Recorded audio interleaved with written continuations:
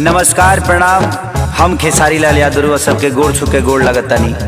अपना देश में अजीब सिस्टम हो गई आज के डेट में, चाहे वो महाराष्ट्र होके, बिहार होके, यूपी होके, चाहे कोनो राज्य होके, मंदिर के गेट ना खोली लेकिन रैली टाइम से निकल जाता। बताई ब्यास लोग के प्रोग्राम के परमिशन नहीं खे, लेकिन ये लोग के हल्का कह जाला बाबू नॉमिनेशन टाइम से हो जाता।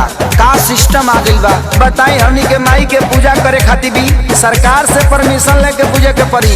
अब बताई के खिसियाई कि ना खिसियाई करे ब्यास देवी की तो पंडाल ने खस लागे दे तो खिसियाई ना होई है कन्फ्यूज माई देखी के इंदरा संग मतिया बमराइल जे बैठल प्रशासन।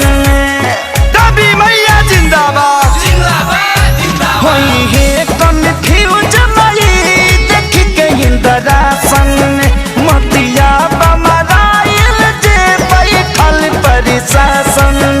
जब नइखे परमिशन माई के आसन के त कैसे छूट मिलल बा नेता लोग के भाषण के, कैसे छूट मिलल बा नेता लोग के भाषण के। दबी मैया जिंदाबाद जिंदाबाद जिंदाबाद अरे भैया जिंदाबाद जिंदाबाद जिंदाबाद। अड़हुल फुलवा कहाँ चढ़ेगा, लाल चुनरी कहाँ चढ़ेगा,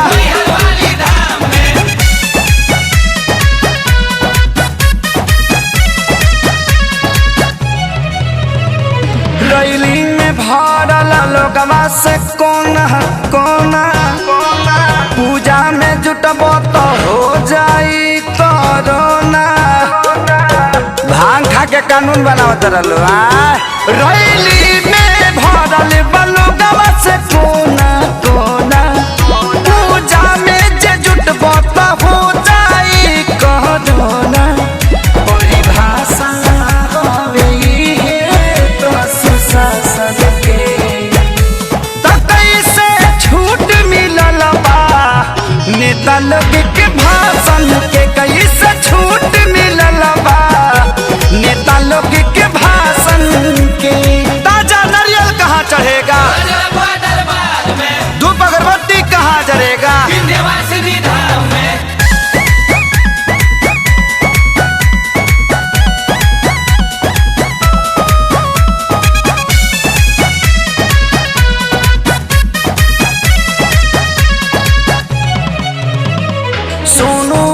से बाना से पलो गवा लागल।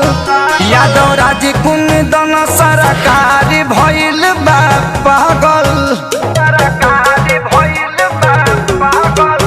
सोनू विकास बना से पलो गवा लागल। यादव राज कुंदन सरकार भइल बा पागल। दुनिया बाके सारी